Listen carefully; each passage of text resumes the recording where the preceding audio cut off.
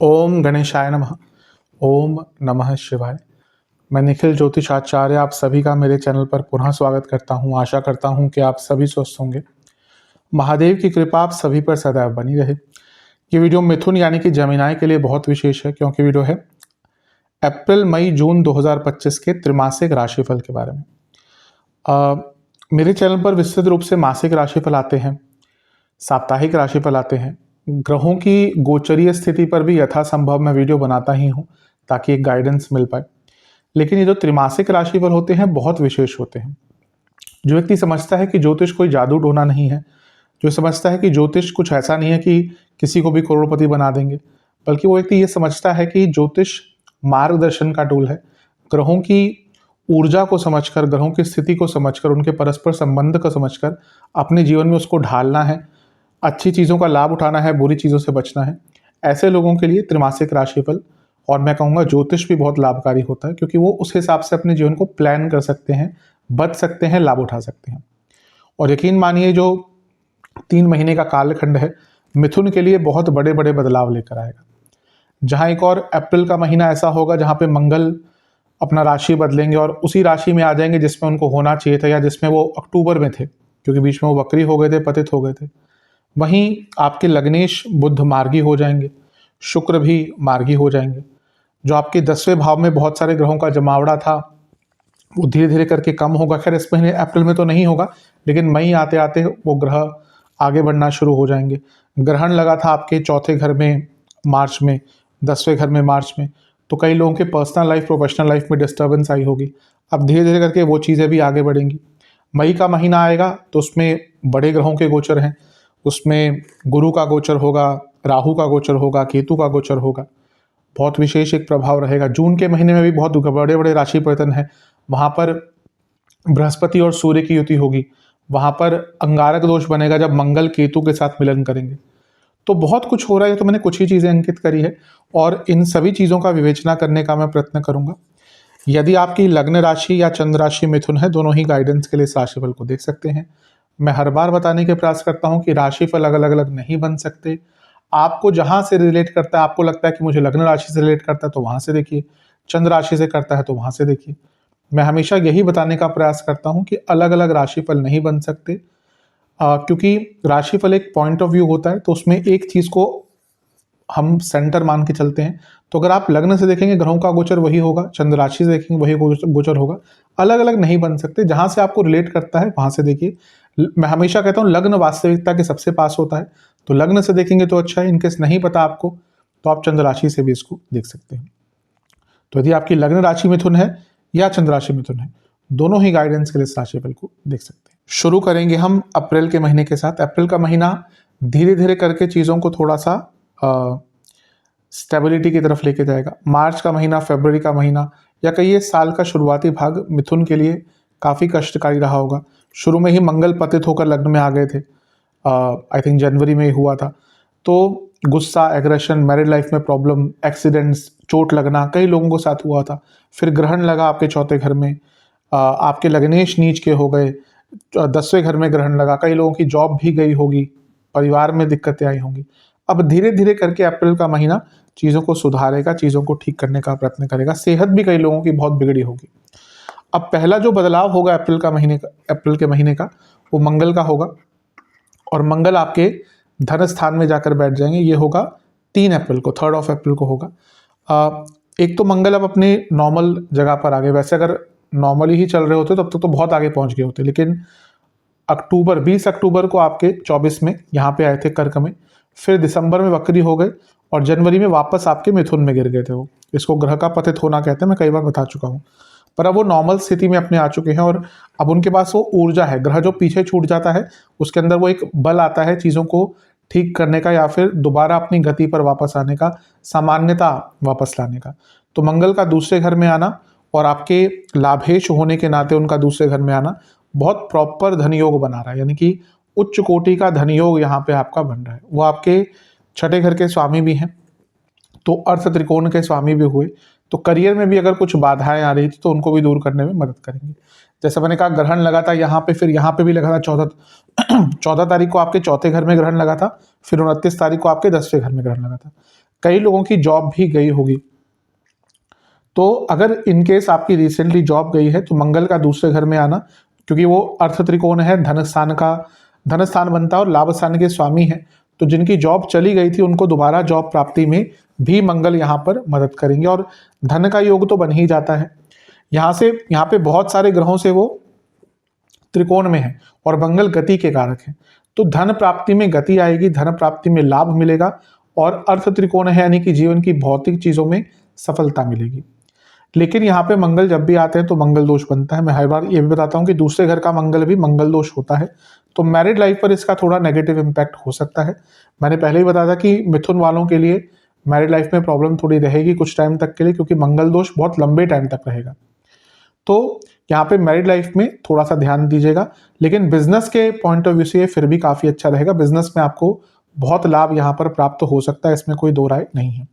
मंगल जो है वो आपके छठे घर के स्वामी है और उपचय भाव के स्वामी हैं, और 10वें घर से बहुत सारे ग्रह देख रहे हैं, सॉरी देख नहीं रहे, त्रिकोण में है, त्रिकोण का संबंध है, देख नहीं रहे, दृष्टि नहीं कर रहे, त्रिकोण का संबंध है। ये अगर मैं पहले ही बोला होगा तो उसको मत मानिएगा, त्रिकोण का संबंध है, त्रिकोण में मंगल बैठे हैं उनसे।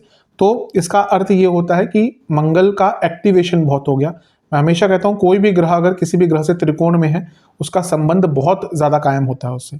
तो ये मंगल क्योंकि लाभेश है, उपचय भावों के स्वामी है, तो आपको मजबूर करेंगे कि कुछ अच्छा करने का, कुछ बड़ा करने का, कुछ नया करने का। बस ध्यान ये देना है कि मंगल कुटुंब भाव में है तो वाणी पर कंट्रोल, क्योंकि कुटुंब में गलतियां होंगी, झगड़े होंगे, लड़ाई झगड़े होंगे, प्रॉपर्टी को लेकर इश्यूज हो सकते हैं और वाणी में कड़वाहट भी आपके बहुत सारी आ जाएगी। मंगल का पंचम पर प्रभाव लव लाइफ के लिए अच्छा नहीं होगा, लेकिन स्टूडेंट्स के लिए काफ़ी शुभकारी होगा, क्योंकि लाभेश है तो कॉम्पिटिटिव एग्जाम आदि में सहायता मिलेगी। उनका एक प्रभाव 10वें घर पर होगा जहाँ पे उनकी उच्च की राशि है। लाभेश होने के नाते उच्च की राशि को देखना और अष्टम, 11वें और अष्टम का मिलन, यानी कि अचानक से धन प्राप्ति का योग आपका बन जाएगा। इसके साथ ही मंगल का प्रभाव एक भाग्य स्थान पर भी होगा। पिता पुत्र संबंध, क्या आप अपने पिताजी से संबंध और बॉसेस से संबंध, ये थोड़े से बिगड़ सकते हैं। एक उग्रता आ रही है पिता से आपके संबंध में। ये पिता पुत्री भी होता है, कि शास्त्र में पिता पुत्र लिखते हैं लेकिन पिता पुत्री भी होता है। तो आपके अपने पिताजी से संबंध, घर के बड़ों से संबंध और बॉसेस से संबंध थोड़े से यहाँ पे बिगड़ सकते हैं, उसमें उग्रता, उसमें एग्रेशन आ सकती है। इसके बाद बुध मार्गी होंगे, वो होगा 7 अप्रैल को। बहुत अच्छा है क्योंकि लग्नेष्ठ हैं, नीच के भी थे, इतने सारे ग्रहों से घिरे हुए थे, लेकिन अब मार्गी हो जाएंगे 7 तारीख को, तो थोड़ी सी मानसिक स्थिरता, जीवन में स्थिरता, फैमिली लाइफ में स्थिरता, सेहत में स्थिरता आनी शुरू होगी, ये भी अच्छा है। और 13 तारीख को शुक्र भी मार्गी हो जाएंगे, और शुक्र भी आपके उच्च के हैं लेकिन वक्री हुए थे, तो मैरिड लाइफ में प्रॉब्लम आई होगी। भयंकर ऑफिस पॉलिटिक्स, भयंकर ऑफिस पॉलिटिक्स कई लोगों ने झेली होगी, झूठे आरोप लगे होंगे, घर में चोरी हुई होगी, बहुत ऐसी चीज़ें आपके साथ हुई होंगी, लेकिन अब धीरे धीरे करके उन चीज़ों से निकलने का आपको मौका मिलेगा। बस ध्यान ये देना है कि अभी भी राहु साथ में है, शनि साथ में है, बुध शुक्र साथ में है, ये सौम्य ग्रह है बहुत, और ये उतने सौम्य ग्रह नहीं है, तो फिर भी एक चंचलता, एक असहजता, एक अनिश्चितता और एक इनसिक्योरिटी बनी रहेगी। यहाँ से सारे ही ग्रह चौथे घर को देखेंगे तो अपने इमोशंस पर बहुत ज़्यादा कंट्रोल रखना पड़ेगा, और घर की स्थिति में भी, घर में भी जो माहौल बनता है उसको भी बहुत ज़्यादा केयरफुल रखना पड़ेगा, क्योंकि पता नहीं चलेगा कब चीज़ें एकदम विरुद्ध चली जाएंगी। इसके बाद सूर्य का गोचर होगा और सूर्य आपके 11वें घर में आकर विराजमान हो जाएंगे। सूर्य की अगर हम बात करें तो वो 11वें घर में उच्च के हो जाएंगे, आपके लिए बहुत श्रेष्ठ है, बहुत श्रेष्ठ। सूर्य का 11वें घर में आना और उच्च का हो जाना यानी कि सरकार से लाभ, तो अगर आप सरकारी जॉब करते हैं उससे लाभ मिलेगा, सरकारी कार्य अटक रहे थे उसमें लाभ मिलेगा, सरकारी जॉब ढूंढ रहे हैं, यहाँ से स्टूडेंट्स के भाव को देखना, तो स्टूडेंट है कोई, वो किसी सरकारी इंस्टीट्यूट में एग्जाम दे रहा है, उसको एडमिशन चाहिए, या कोई सरकारी जॉब ढूंढ रहे हैं आप, बहुत अच्छा योग मिलेगा। सूर्य का 11वें घर में आना, कोई भी ग्रह 11वें घर में आता है तो उसके नेचुरल जो कारकत्व हैं वो भी बढ़ते हैं। तो सूर्य का 11वें घर में आना एक प्रकार से गुडविल, नाम, पहचान, बल, ऐश्वर्य, हिम्मत सब कुछ बढ़ाएगा, और आपको सरकार से, जैसे मैंने कहा, कई प्रकार के लाभ मिल सकते हैं, और सरकारी ही काम करते हैं फिर तो प्रमोशन आदि के। और हाँ, सूर्य का 11वें घर में आना प्रमोशन के योग भी बनाता है, क्योंकि कारक है प्रमोशन के सबसे बड़े। तो बहुत अच्छा रहेगा। लेकिन हाँ, उनका पंचम पर प्रभाव और मंगल का भी पंचम पर प्रभाव दिखा रहा है कि उग्रता बहुत रहेगी आपके अंदर, यानी कि एग्रेशन बहुत रहेगा। और कई लोगों की लव लाइफ में भयंकर दिक्कत आ सकती है, कई लोगों के एकदम यहाँ पे ब्रेकअप भी हो सकते हैं, तो इस चीज़ का थोड़ा सा ध्यान दीजिएगा। सूर्य जो है वो गुरु से 12वें में है, और ज्योतिष में कई सूत्र होते हैं, जैसे अगर शुक्र जो है वो अपने से दूसरे भाव में अच्छा करता है, और गुरु अपने से 12वें भाव को स्ट्रॉन्ग करता है, उसको काफ़ी प्रोटेक्ट करता है तभी 12वें घर के शुक्र बहुत अच्छे माने जाते हैं, क्योंकि अगर 12वें घर में शुक्र होंगे तो अपने से अगले भाव यानी कि लग्न को प्रोटेक्ट करेंगे। तो 11वें घर में बैठे सूर्य को गुरु का प्रोटेक्शन मिल गया, यानी कि लाभ आपका और कई गुना बढ़ेगा, और बहुत अच्छा ये पद प्राप्ति का, नाम बनाने का, पहचान बनाने का, अपने ऊपर आरोपों को झूठा साबित करने का, अपनी हिम्मत बढ़ाने का, कॉन्फिडेंस बढ़ाने का योग बन जाता है। तो बहुत अच्छा है। सूर्य यहाँ से पंचम को देखेंगे, उपचय भाव के स्वामी भी हैं, यानी कि एक प्रकार से हिम्मत बहुत बढ़ेगी और आगे बढ़ने का जज्बा आपके अंदर बहुत रहेगा। तो ये महीना धीरे धीरे करके आपको सकारात्मकता की तरफ लेके जाएगा। ध्यान ये देना है, एक चीज मैं बताना भूल गया कि राहु शनि है और लग्नेश भी यहाँ पे हैं। कोई बहुत बड़ा निर्णय लेने से अपने आप को इस महीने दूर रखिएगा, क्योंकि इन दोनों के संबंध में, स्पेशली राहु के संबंध में जब बुध आते हैं तो बुद्धि भ्रमित होती है, और आपके लग्नेश भी हैं। तो क्या होगा ना कि माया अपनी जाल चलेगी। राहु माया है, आपके सामने इतने लुभावने ऑफर आ जाएंगे ना, किसी भी संबंध में कह सकता हूँ, मैरिड लाइफ में कह लीजिए, शादी के बाद कह लीजिए, कुछ ऐसी संभावनाएं बनना शुरू हो जाएंगी। कोई आप पर आपकी तरफ अट्रैक्ट होना शुरू हो जाएगा, या आपको थोड़ा सा अट्रैक्ट करने की कोशिश करेगा। तो बहुत सचेत रहना है यहाँ पे, क्योंकि माया का जाल है और माया को शनि फंसाते हैं, क्योंकि राहु शनि साथ में है ना, तो माया भी होगी और फिर फंसने के काम भी होंगे। तो बहुत केयरफुल, बहुत मॉरली करेक्ट रहिएगा अपने पूरे जीवन में। तो धीरे धीरे करके चीज़ें अच्छी होंगी। सेहत के दृष्टिकोण से जिनको कार्डियक की प्रॉब्लम है, हार्ट की प्रॉब्लम है, जिनको बीपी की प्रॉब्लम है, और जिनको हड्डियों के रोग हैं और लिवर का कोई रोग है, उनके लिए महीना थोड़ा कष्टकारी जा सकता है। चलते हैं मई के महीने की तरफ। मई का महीना तो बहुत ही श्रेष्ठ है, क्योंकि इसमें 3 बड़े ग्रहों का राशि परिवर्तन हो रहा है, बृहस्पति, राहु और केतु। सबसे पहला जो बदलाव होगा इस महीने का वो होगा बुध का, यानी कि आपके लग्नेश का, और बुध आपके 11वें घर में आकर विराजमान हो जाएंगे और उच्च के सूर्य के साथ बुध आदित्य योग बनाएंगे। ये होगा 7 मई को। अच्छा है, एक तो लग्नेश जो है आपके वो नीच की अवस्था से निकल गए, बहुत सारे ग्रहों के प्रभाव से निकल गए और लाभ स्थान में आ गए, बुद्धिमत्ता बढ़ेगी। मैं हमेशा बताता हूँ 11वें घर में कोई ग्रह आता है तो उसके नेचुरल कारकत्व भी बढ़ते हैं, तो बुद्धिमत्ता बढ़ेगी, थॉट प्रोसेस में क्लैरिटी आएगी, और यहाँ पे बुध आदित्य योग बन गया तो क्रिएटिविटी भी रहेगी। स्टूडेंट्स के लिए बहुत अच्छा है, अपने प्रॉब्लम्स के सॉल्यूशंस आपको प्राप्त होंगे। यहाँ पे उच्च के सूर्य के साथ हैं, और बुध लग्नेश भी हैं और चतुर्थेश भी हैं, चौथे से अष्टम में बैठे हैं। कोई प्रॉपर्टी खरीदनी है, बेचनी है, दोनों के लिए अच्छे योग बन जाते हैं। और उच्च के सूर्य के साथ लग्नेश, यानी कि पद प्राप्ति, कोई बहुत बड़ा रोल आपको दिया जा सकता है, कोई पद प्राप्ति आपकी हो सकती है, जीवन में आगे बढ़ने का मौका, प्रमोशन, रिकॉग्निशन सब कुछ मिल सकता है। बहुत श्रेष्ठ है, बहुत श्रेष्ठ। सूर्य जो है वो चौथे घर से 12वें के स्वामी भी हैं, और बुध चौथे घर के स्वामी हैं। ये प्रॉपर्टी बेचने का योग बन जाता है, और ये 11वें घर में हो रहा है, यानी कि अगर आपकी कोई प्रॉपर्टी थी और आप उसको सेल ऑफ करना चाहते थे, बहुत सुंदर योग बनने वाला कि बहुत अच्छे रेट पर आपकी प्रॉपर्टी निकल पाएगी। और यहाँ से दोनों पंचम को देख रहे हैं, तो स्टूडेंट्स के लिए बहुत अच्छा है, और एक प्रकार से क्रिएटिविटी के लिए तो अलग ही लेवल पर आपको लाभ मिलेगा। तो ये बहुत श्रेष्ठ है, इसका लाभ अवश्य उठाना है। अभी बुध भी गुरु से 12वें में हो गए, तो मैंने कहा ना, गुरु अपने से 12वें स्थान को और बढ़ाता है, प्रोटेक्ट करता है, तो लग्नेश ही वहां पे आ गया, यानी कि वृद्धि। आप देखेंगे मई आते ही आपको जीवन में बहुत नए नए अवसर मिलना स्टार्ट हो जाएंगे, तो बहुत श्रेष्ठ है, अति उत्तम है। इसके बाद गुरु, देवगुरु बृहस्पति का गोचर, इस पे एक मैं विस्तृत वीडियो बनाऊंगा ही अलग से, क्योंकि देवगुरु बृहस्पति का गोचर है और बहुत इंपॉर्टेंट गोचर है। दूसरी चीज़ है कि बृहस्पति अतिचारी है, उनकी स्पीड बहुत तेज होगी, तो इन पे अलग से एक वीडियो में बनाऊंगा ही ऑब्वियसली। लग्न में गुरु का आना बहुत श्रेष्ठ होता है, 12 साल में एक बार आते हैं। आप थोड़ा सा अतीत में जाके देखिएगा, 12 साल पहले जब लग्न में आपके गुरु आए थे, मे बी अभी समवेयर अराउंड 2012 के आसपास, 13 के आसपास, 12-13, इस टाइम में आपके जीवन में कोई बहुत बड़ा बदलाव आया होगा, कोई बहुत मेजर चेंज आया होगा आपके जीवन में 12-13 के आसपास। तो अब गुरु वापस यहाँ पे आ रहे हैं, तो आपके जीवन में फिर से कुछ ना कुछ बहुत बदलाव लाएंगे। 12 साल बाद आते हैं। हाँ, आपके बाधकेश हैं तो थोड़ा सा रुक रुक के रिजल्ट देते हैं। बाधकेश भी है ना, मैं हमेशा कहता हूँ एक ग्रह कभी भी प्योरली अच्छा नहीं हो सकता, बुरा भी होगा अच्छा भी होगा।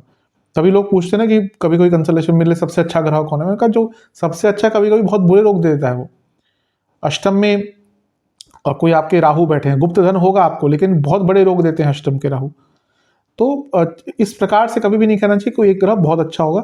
तो यहाँ पे वो लग्न में आ रहे हैं, कई दोषों को खत्म करते हैं कुंडली के, जीवन को सार्थकता देते हैं, सब अच्छा है, लेकिन वो बाधकेश भी हैं तो चीजें थोड़ी सी अटकेंगी अवश्य। गुरु जो है यहाँ पे वो शनि से केंद्र में आ गए, शनि यहाँ पे हैं, ये भी बहुत उच्च कोटि का, एक तो लग्न से भी केंद्र में है, अपना इनका जो परस्पर होता है कि लेट्स से कि गुरु यहाँ पे होते शनि यहाँ पे होते, वो भी केंद्र एक योग बनता है क्योंकि दोनों एक दूसरे से चौथे 4-10 में यानी कि केंद्र में है। पर लग्न से भी केंद्र में दोनों का होना यानी कि कुछ बड़ा करने का टाइम है। ये जो मई से टाइम स्टार्ट होगा ना मिथुन के लिए, मतलब कि कुछ बड़ा करना है जीवन में, अब छोटा मोटा नहीं, अब कुछ बड़ा करना है, कुछ बड़े स्तर पर करना है, कुछ बहुत बड़ा प्राप्त करना है, नाम बनाना है। दोनों का केंद्र में होना बहुत दिखाता है कि स्टेबिलिटी भी आएगी, जीवन में सार्थकता भी आएगी, सकारात्मकता भी आएगी और कुछ बड़ा करने का मौका भी आपको अवश्य प्राप्त होगा। दोनों मिलकर सप्तम भाव को देख रहे हैं, विवाह के योग बनाते हैं और ये पब्लिक इमेज को बढ़ाने का टाइम होता है। अपने आप पॉलिटिक्स में है, सोशल लाइफ में है, कुछ बहुत बड़े स्तर पर लोकप्रियता, लोक मान्यता प्राप्त करने के लिए सबसे अच्छा है। बिजनेस स्टार्ट भी करेंगे, उसमें ग्रोथ भी होगा, नया बिजनेस करना है, कोई बिजनेस साथ में पैरेलल चलाना है, जॉब के साथ बिजनेस करना है, बहुत अच्छा लाभ यहाँ पे आपको प्राप्त होने वाला है। मैंने कहा ना मैं गुरु पे एक अलग से वीडियो बनाऊंगा ही, मेरा ये भी प्रयास रहेगा जब ये सारे बड़े गोचर की वीडियोज हो जाए तो एक सम्मिलित चारों ग्रहों के बड़े गोचर का प्रभाव पर भी मैं एक वीडियो बनाऊंगा। तो बहुत अच्छा है, बहुत लाभपूर्ण स्थिति आपके लिए बन रही है। इसका आपको अत्यंत लाभ उठाना है, इस टाइम का बहुत फायदा आपको उठाना है। गुरु की जो दृष्टि है वो पंचम पर रहेगी, नवम पर रहेगी, तो ये जो आपके धर्म त्रिकोण है उनको मिला लिया तो धार्मिक चेष्टा, धार्मिक संबंध बढ़ेंगे और भाग्य की वृद्धि होगी। ये भी भाग्य का भाव होता है, ये भी भाग्य का, क्यों, ये भाग्य स्थान है, नवम से नवम वो भी भाग्य स्थान है। तो यहाँ पे गुरु, तभी गुरु का ऐसा नहीं कि ऐसे ही बोल देते हैं शास्त्र में कि गुरु का लग्न में बैठना अच्छा होता है। गुरु का लग्न में बैठना आपके पंचम नवम को कनेक्ट करता है, प्रारब्ध भावों को कनेक्ट करता है, भाग्य भावों को कनेक्ट करता है। और लग्न अपने आप में केंद्र भी है और त्रिकोण भी है, लक्ष्मी स्थान भी है, विष्णु स्थान भी है और अपने आप में पूर्ण योग कारक भाव भी है। इसलिए गुरु का आना यहाँ पे बहुत श्रेष्ठता लेकर आएगा। गुरु सप्तम को देखेंगे, अभी मैंने थोड़ी देर पहले कहा कि शादी का योग बन ही जाता है, तो ये भी आपके लिए अत्युत्तम दिख रहा है। तो गुरु का गोचर तो आपके लिए बहुत श्रेष्ठ, बहुत फलकारी और बहुत लाभकारी होता हुआ दिख रहा है। इसके बाद 15 मई को सूर्य का गोचर होगा और सूर्य आपके 12वें घर में जाकर बैठ जाएंगे। अब 12वें घर के जो सूर्य हैं बहुत श्रेष्ठ नहीं माने जाते, सेहत पर इसका नेगेटिव इम्पैक्ट होता ही है। अपनी हेल्थ पर ध्यान दीजिएगा। सूर्य तीसरे घर के स्वामी है तो विदेश यात्रा का योग एक बन जाता है और तीसरे से केंद्र में है। अगर आप कोई हॉबी आपकी है और उसको और ब्रशअप करना चाहते हैं, उसको करियर में कन्वर्ट करना चाहते हैं, तो ये एक महीना आपके लिए बहुत अच्छा रहेगा। यहाँ से सूर्य छठे घर को देखेंगे तो कंपटीशन के लिए, अदालती कार्रवाइयों के लिए, कोर्ट केसेस के लिए बहुत श्रेष्ठ रिजल्ट मिल जाता है। और फिर से गुरु सूर्य का 2 बार एक्सेस बन गया, तो मैं हमेशा कहता हूँ कि कोई भी ग्रह अगर या कोई भी भाव गुरु से 12वें में होता है उसको प्रोटेक्शन मिलता है। अब क्योंकि तीसरे घर के स्वामी सूर्य 12वें घर में है तो हिम्मत बढ़ेगी और अगर आप विदेश जाने का प्रयत्न कर रहे थे तो उसका बहुत लाभ आपको प्राप्त होगा। यहाँ पे शनि की दृष्टि भी सूर्य पर है और शनि भाग्येश है और सूर्य त्रियेश यानी कि पराक्रम और भाग्य का मिलन हुआ और गुप्त भाव के स्वामी भी हैं। कुछ रिस्क लेना है, गुप्त कार्य है, 2 नंबर का कार्य है आपका, बहुत ज़्यादा लाभ इसमें आपको प्राप्त होने वाला है, इसमें कोई दो राय है ही नहीं। 18 मई को बहुत बड़ी चीज़ होगी। 18 मई को राहु और केतु दोनों का ही गोचर होने वाला है। तो राहु जहाँ आपके नवम भाव में आ जाएंगे वहीं केतु आपके तीसरे भाव में आ जाएंगे। राहु नवम भाव में, और ये उल्टे चलते हैं, कई लोगों को तो पता ही होगा, कुछ लोगों को नहीं पता, तो वो ये दोनों ही हमेशा सदैव वक्री रहते हैं। राहु और केतु हमेशा ही वक्री यानी कि उल्टे चलते हैं। राहु से शुरू करते हैं, अत्यंत शुभ टाइम है। राहु का नवम भाव में आना बहुत शुभतापूर्ण माना जाता है। भाग्य की वृद्धि, राहु जहां पे जाता है ना एक्सपेंशन करते हैं। राहु को गलत कहना, कुछ लोग बहुत गलत राहु के बारे में कहते हैं। मैं हमेशा कहता हूँ कलयुग का राजा अगर कोई है तो राहु ही है। अगर ग्रहों की राजा की बात करें तो सूर्य है, नो डाउट। अगर हम जो वो पूरा हायरार्की है तो उसमें सूर्य ही राजा है, पर कलयुग का अगर कोई ग्रह राजा है तो राहु है, इसमें कोई दो राय है ही नहीं। राहु देखिए आज के टाइम में ना सीधे तरीके से आगे निकलना बहुत मुश्किल है। आज के टाइम में वो कहते हैं ना कि घी निकालना होता है डब्बे से तो उंगली टेढ़ी करनी पड़ती है, तो वो राहु वही उंगली टेढ़ी है, राहु वही अनकन्वेंशनल चीज़ें हैं। राहु वही है कि हाँ राहु वो है जो समय के साथ बदलता है, राहु वो है जो व्यक्ति के साथ बदलता है। तो आज जो व्यक्ति समय परिस्थिति व्यक्ति के अनुसार बदल जाएगा ना, वही आगे बढ़ता है, जो अपने आप को ढाल लेगा। राहु क्या छाया है ना, तो किसी चीज़ में भी ढल जाती है।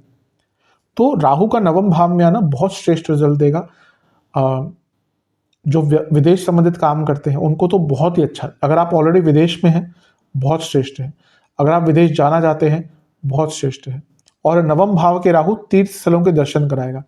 आप आज इस वीडियो को देखिएगा और शायद 1.5 साल बाद मुझे बताइएगा कि जितने आपने तीर्थ स्थलों के दर्शन मिथुन वालों ने इस 1.5 वर्ष में करे होंगे ना, शायद उससे पहले नहीं करेंगे। जो इंटेंसिटी या जो नंबर ऑफ तीर्थ स्थल आप कवर करेंगे बहुत ज़्यादा होंगे उसमें। तो बहुत श्रेष्ठ है राहु का। मैं इस राहु महाराज पर भी एक अलग से वीडियो अवश्य बनाऊंगा ही, बहुत विशेष टॉपिक है वो। और इसके साथ ही अगर हम देखें तो राहु लग्न को भी देखेंगे तो यहाँ पे वृद्धि का टाइम है। मैं फिर से कहूँगा मिथुन के लिए आगे बढ़ने का, वृद्धि का, एक्सपेंशन का, एक्सपोनेंशियल ग्रोथ का, सकारात्मकता का, अपने जीवन का स्तर बदलने का टाइम है। क्योंकि यहाँ पे केवल राहु ही नहीं लग्न को देख रहे, यहाँ पे लग्न में गुरु भी बैठे हैं, दोनों ही एक्सपेंशन के कारक है। तो जब दोनों मिलकर आपके लग्न को देखेंगे तो पीछे अब देखने का टाइम ही नहीं है, अब पीछे मुड़ के नहीं देखना, अब आगे ही आगे आपको बढ़ना है। तो एक प्रकार से ये राहु गुरु का जो मिलन है ना बहुत श्रेष्ठ है। राहु पंचम को भी देखेंगे, गुरु पंचम को देख रहे हैं, तो पंचम भाव लक्ष्मी स्थान एक्टिवेट हो गया आपके सारे लक्ष्मी स्थान राहु गुरु से। तो धन तो अब रुकेगा ही नहीं, धन आपका इतनी तेज गति से आगे बढ़ेगा। क्रिएटिविटी, पॉजिटिविटी, नई नई सोच, नए नए आइडियाज बहुत तेज गति से। स्टूडेंट्स के लिए बहुत शुभ है क्योंकि पंचम पर राहु गुरु का प्रभाव, विदेश जाना है तो राहु, करियर में आगे बढ़ना है तो गुरु, और क्या चाहिए आपको। तो बहुत श्रेष्ठ है, इसका लाभ आपको उठाना ही है। जॉब में अच्छा रिजल्ट रहेगा इसका। 10वें से 12वें में राहु हैं, अचानक से ट्रांसफर हो सकते हैं। जो लोग एमएनसी में काम करते हैं और चाहते थे कि कंपनी के ही थ्रू आपको विदेश में जाने का मौका मिले, बहुत आराम से मिल जाएगा। क्योंकि ऐसा क्या होता है कि अपने आप ट्राई करते हैं तो थोड़ा मुश्किल होता है आपको दुनिया भर की चीज़, लेकिन अगर आपकी कंपनी बड़ी है, आपकी कंपनी विदेश में भी उसका ब्रांच है, तो कंपनी के थ्रू जाना थोड़ा सा ईजी रहता है। तो यहाँ पे वो भी बहुत आराम से दिख रहा है कि आपको लाभ यहाँ से भी प्राप्त हो सकता है। तो बहुत श्रेष्ठ है, इसका लाभ उठाएगा। केतु, तीसरे घर के केतु बहुत अच्छे माने जाते हैं। ऐसा नहीं कि केतु हर जगह ही बुरे होते हैं। तीसरे घर के केतु मंगल की तरह होते हैं। कई जगह पे मैं हमेशा बताता हूँ कि मंगलवद केतु, राहुवद शनि। ऐसा नहीं समझना चाहिए कि क्योंकि बिना गुरु के शास्त्र कभी नहीं पढ़ना चाहिए। क्योंकि कई लोग कहीं से पढ़ के कभी कभी कंसल्टेशन में बोलते हैं। मैं बोलता हूँ कि कंसल्टेशन ज्योतिष सीखने के लिए नहीं होती, उसके लिए किसी गुरु के पास जाइए। बाकी वो कहीं से भी पढ़ के कुछ भी बोल देते हैं, वो बिल्कुल गलत है। समझना चाहिए कि आपके शास्त्रों में क्या लिखा है। मंगलवद केतु यानी कि कहीं कहीं पर मंगल केतु सा प्रभाव देते हैं। छठे घर के केतु मंगल जैसे होते हैं, वैसे ही तीसरे घर के जैसे, मतलब कि अच्छा माना, ऐसा नहीं कि पूरे कारकत्व तो ही सेम होंगे। तो तीसरे घर के केतु आपको नई स्किल्स, नया सीखने पर मजबूर करेंगे, आपके क्षमता को बढ़ाएंगे। लेकिन इसका बुरा प्रभाव ये होगा कि फैमिली लाइफ में प्रॉब्लम होगी, क्योंकि चौथे से 12वें में केतु हैं। कई लोग अपने फैमिली से डिटैच हो जाएंगे, भाई बहनों से संबंध बहुत बिगड़ सकते हैं। केतु 11वें घर को देखेंगे, आपको अपने इनकम को बदलने का मौका देंगे। यानी कि आपको अगर जॉब करते हैं तो कुछ लोग बिजनेस की तरफ जाएंगे, बिजनेस करते हैं तो कुछ लोग नया बिजनेस स्टार्ट करेंगे, तो बहुत अच्छा है। लेकिन केतु का प्रभाव सप्तम पर और शनि का प्रभाव सप्तम पर, ये मैरिड लाइफ के लिए अच्छा नहीं है। गुरु कितना बचा लेंगे, तो ये मैरिड लाइफ में अभी भी प्रॉब्लम, आपकी जो दिक्कत परेशानी है वो बनी रहेगी। अच्छा, गुरु का जो एक प्रभाव है वो सप्तम पर, सॉरी थोड़ा मिटा देता हूँ इसको।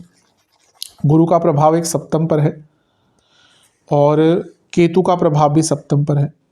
ये फिर से कहूँगा अपनी पब्लिक इमेज को निखारने के लिए अच्छा है। लेकिन केतु जब पिक्चर में आ गया ना, तो थोड़ा सा ध्यान दीजिएगा। अगर आप इस टाइम में राइज करते हैं तो आपके दुश्मन भी बहुत भयभीत भी हो जाएंगे और बहुत चिंतित भी हो जाएंगे और आपके विरुद्ध जाने का प्रयत्न भी करेंगे। तो थोड़ा सा अपने दुश्मनों से भी बच के रहेगा। लेकिन ये राहु का गोचर और केतु का गोचर कहीं ना कहीं जीवन, और स्पेशली राहु का गोचर तो आपके लिए बहुत श्रेष्ठ दिख रहा है। और वो जब बृहस्पति पे प्रभाव डाल रहे हैं तो और भी आपके लिए अच्छा बन जाता है। इसके बाद 23 मई को बुध का गोचर होगा और बहुत ही श्रेष्ठतम गोचर हो रहा है। क्यों? क्योंकि आपके जो बुध हैं वो आपके 12वें घर में आकर बैठ जाएंगे और फिर से बुध आदित्य योग बनेगा। मैं श्रेष्ठतम क्यों बोला, क्योंकि इसके बाद बुध लग्न में आने के लिए आतुर हो जाएंगे। और जो सूर्य बुध का युति है 12वें घर में, ये कोर्ट केसेस के लिए बहुत अच्छी होती है। आपका अगर कोई भी कोर्ट केस चल रहा था, उसमें कॉम्प्रोमाइज करने के लिए, सॉल्व करने के लिए, अपने हित में उसको लेके जाने के लिए बहुत अच्छा रिजल्ट आपको मिलेगा। यहाँ पे शनि का प्रभाव भी है जो आपके भाग्येश भी है, तो भाग्य का भी परस्पर साथ मिलेगा। और अष्टमेश भी है शनि, और 12वें घर में बुध बैठे हैं, तो गुप्त धन की वृद्धि और तेज गति से होगी।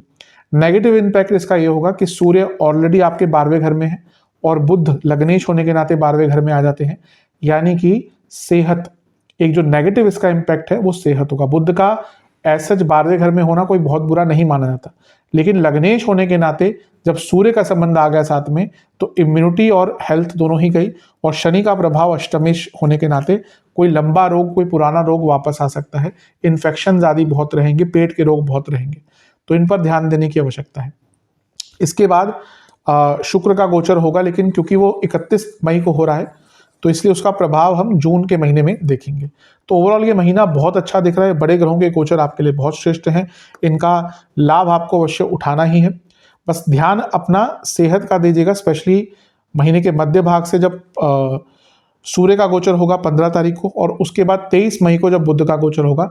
इसमें कई अच्छी चीज़ें होंगी जो मैंने बताया, कंपटीशन, लीगल चीज़ें, लेकिन सेहत पर इसका बहुत इंपैक्ट रहेगा। पेट के रोग, स्किन डिसऑर्डर, हड्डियों के रोग, नेत्र विकार, लेफ्ट आई में प्रॉब्लम, नसों के रोग और इन्फेक्शन, ये बहुत तंग करेंगे। तो इन सब चीज़ों पर बहुत ध्यान दीजिए। चलते हैं अब जून के महीने की तरफ। जून का महीना भी बहुत श्रेष्ठ है, बहुत सारे बदलाव इसमें हो रहे हैं। पहला बदलाव तो 31 मई को जब मैंने कहा था कि शुक्र का होगा, तो शुक्र आपके 11वें भाव में जाकर बैठ जाएंगे, यानी कि मेष में। और एक प्रकार से ये बहुत अच्छा है। ये 31 मई को हो चुका होगा, तो जून से इसका प्रभाव आएगा। तो पहला तो वो आपके 12वें घर के स्वामी हैं, लाभ स्थान में जा रहे हैं, तो जिनका विदेश संबंधित कुछ भी कार्य है उनको लाभ मिलेगा। और यहाँ से शुक्र अपनी ही राशि को देखेंगे, जो पंचम भाव है, जो लक्ष्मी स्थान है। तो धन की वृद्धि, ये लक्ष्मी स्थान, ये लाभ स्थान, तो धन की वृद्धि तो होगी ही, इसमें कोई दो राय है ही नहीं। तेज गति से धन आपका बढ़ेगा, तेज गति से आपको धन की प्राप्ति यहाँ पर होने वाली है। शुक्र जब 11वें घर में आते हैं तो उनके जो अपने नेचुरल कारकत्व है वो भी बढ़ते हैं, तो लग्जरीज, पैसा, इवन विवाह का भी यहाँ पे योग बना देते हैं। But at the same time, क्योंकि शुक्र यहाँ पे पाप कर्तरी योग में है, एक साइड सूर्य है, एक साइड शनि है, तो ये पाप कर्तरी योग हो गया, तो खर्चे भी आपके बहुत बढ़ेंगे। और एक प्रकार से नेत्र विकार, दांतों की प्रॉब्लम भी आपको आ सकती है। और मैरिड लाइफ पर प्रॉब्लम आएगी। विवाह का योग अलग चीज होता है, मैरिड लाइफ अलग चीज होती है। तो यहाँ पे अगर आप मैरिड हैं, ऑलरेडी मैंने कहा शनि का प्रभाव, केतु का प्रभाव है, अब ये शुक्र पर केतु का भी इम्पैक्ट है, पाप कर्तरी में है, तो जो शादीशुदा हैं उनके लिए यहाँ पर काफ़ी प्रॉब्लम्स आ सकती है। कई लोग इवन अचानक से, क्योंकि केतु का प्रभाव आ गया शुक्र पर भी, यानी कि सप्तम पर भी है केतु का प्रभाव और शुक्र पर भी है, तो भाव पर भी है और कारक पर भी है। तो ये मैंने हमेशा कहा, कभी भी ज्योतिष में एक चीज़ प्रॉब्लम देती है, लेकिन और प्रभाव आना शुरू होते हैं तो फिर प्रॉब्लम बढ़ती रहती है। तो यहाँ पे मैरिड लाइफ के लिए दिक्कत थोड़ी सी दिख ही रही है, लेकिन धन प्राप्ति आदि के लिए बहुत श्रेष्ठ है, धन प्राप्ति के लिए अच्छा है। शुक्र का प्रभाव पंचम पर है और मंगल का हटने वाला है, तो मैरिड लाइफ में लव लाइफ में धीरे धीरे करके अगर दिक्कतें आ रही थी तो उनको सॉल्व करने का अवसर प्राप्त होगा। इसके बाद बुध का गोचर होगा और बुध आपके लग्न में ही आ जाएंगे, ये होगा 6 जून को। तो जून में 6 जून को लग्न में बुध आ जाएंगे और बहुत उच्च कोटि का राजयोग बनाएंगे। क्यों? क्योंकि लग्नेश हैं, 12वें घर में थे तो सेहत बिगड़ी होगी, तो सेहत भी ठीक होगी। और लग्नेश का लग्न में आना अपने आप में राजयोग होता है। और केंद्र में केंद्रेश का बैठना है, लग्नेश का बैठना, ये अपनी ही राशि में ये पंच महापुरुष योग बनाता है। भद्र नाम का पंच महापुरुष योग बहुत उत्तम है। ये पद प्राप्ति का समय है, कुछ बड़ा करने का समय है। मैंने कहा ना कि ये जो जनवरी से मार्च का महीना जैसे जैसे आगे बढ़ा होगा, मिथुन के लिए प्रॉब्लमेटिक रहा होगा, लेकिन अब ये रिकवरी का टाइम है। जॉब गई थी तो जॉब वापस आएगी, बिजनेस नहीं चल रहा तो बिजनेस चलेगा, अगर भौतिक रूप से संपन्नता नहीं प्राप्त हो रही तो वो चीज़ होंगी, पद प्राप्ति, प्रमोशन रुक गई थी तो प्रमोशंस होंगी। तो बहुत श्रेष्ठ है, श्रेष्ठतम है। चौथे घर के स्वामी लग्न में है और दो केंद्रों के स्वामी लग्न में, यानी कि जीवन में स्थिरता लाने का टाइम है। और चौथे घर के स्वामी का लग्न में आना और चौथे से चौथे और चौथे से सप्तम के स्वामी के साथ बैठना, अगर कोई प्रॉपर्टी खरीदना चाह रहे थे बहुत लंबे टाइम से, बहुत श्रेष्ठतम योग उसके यहाँ पर आपके बन जाते हैं। और गुरु बुध साथ में, ये बुद्धिमता और ज्ञान दोनों का मिलन है। तो अपने भौतिक स्तर को अपने मानसिक नॉलेज के कारण, अपने स्किल्स के कारण, मानसिक स्किल्स, नॉलेज, तजुर्बे के कारण आप बहुत आगे बढ़ा पाएंगे। बिजनेस में बहुत तेज गति से लाभ होगा, क्योंकि लग्नेश और खुद सप्तमेश बिजनेस के भाव को देख रहे हैं। तो बहुत अच्छी युति है इन दोनों की, इसका लाभ उठाइएगा। 7 जून को मंगल का गोचर हो जाएगा और मंगल आपके तीसरे घर में आकर विराजमान हो जाएंगे और अंगारक दोष बन जाएगा। कहीं कहीं पर अंगारक दोष अच्छा रिजल्ट नहीं देता। जैसे अगर लग्न में बन जाता है तो एक्सीडेंट के योग बनते हैं, चौथे घर में एक्सीडेंट के योग बनते हैं, सप्तम में मैरिड लाइफ को खराब करेंगे, लेकिन तीसरे घर में अंगारक दोष बहुत अच्छा रिजल्ट देता है। आपकी जो हिम्मत है उसको उसका साथ मिलेगा, हिम्मत बढ़ेगी, कुछ सीख पाएंगे, रिस्क ले पाएंगे, कुछ अलग कर पाएंगे, दुश्मनों पर भारी रहेंगे। तो ये तीसरे घर का मंगल केतु का योग, या जिसको हम अंगारक दोष कहते हैं, बहुत अच्छा है आपके लिए। बस भाई बहनों से जो प्रॉब्लम स्टार्ट हुई थी वो और बढ़ेगी। आप देखेंगे आपके भाई बहन हो गए, आपके कलीग्स हो गए, दोस्त हो गए, बहुत दिक्कतें उनसे आपको रहने वाली है। और एक चीज से बच के रहेगा कि कभी कभी ये मंगल केतु बहुत ओवर एक्साइटेड कर देते हैं। लग्न में बुध होंगे, कभी कभी क्या होता है, चीजें या काम बनने शुरू होते हैं, व्यक्ति ओवर एक्साइटेड हो जाता है। तो यहाँ पे ओवर एक्साइटमेंट से आपको बचना है। मंगल का प्रभाव छठे घर पर है, बहुत अच्छा माना जाता है, अपनी ही उनकी राशि है। कोर्ट केसेस, आगे बढ़ने में मौका मिलेगा। 2 उपचय भाव का कनेक्शन, यानी कि जीवन को गति मिलेगी, करियर में आगे बढ़ने का, करियर में कॉम्पिटिटिव होने का। कोई इंटरव्यू है इसमें आपका प्रमोशन के लिए या नई जॉब के लिए, बहुत श्रेष्ठ रहेगा। मंगल का एक प्रभाव आपके नवम पर है, राहु ऑलरेडी बैठे। हाँ, ये थोड़ा सा बच के रहेगा क्योंकि गुस्सा बहुत रहेगा। राहु मंगल और मंगल केतु, गुस्सा बहुत रहेगा।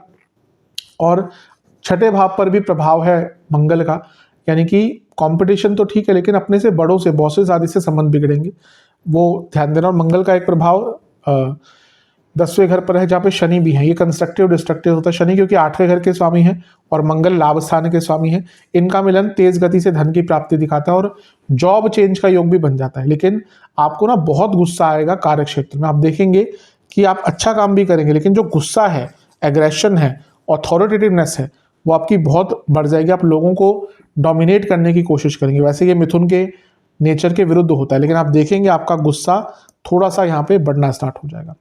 इसके बाद 15 जून को सूर्य का गोचर होगा और सूर्य भी लग्न भाव में आकर बैठ जाएंगे।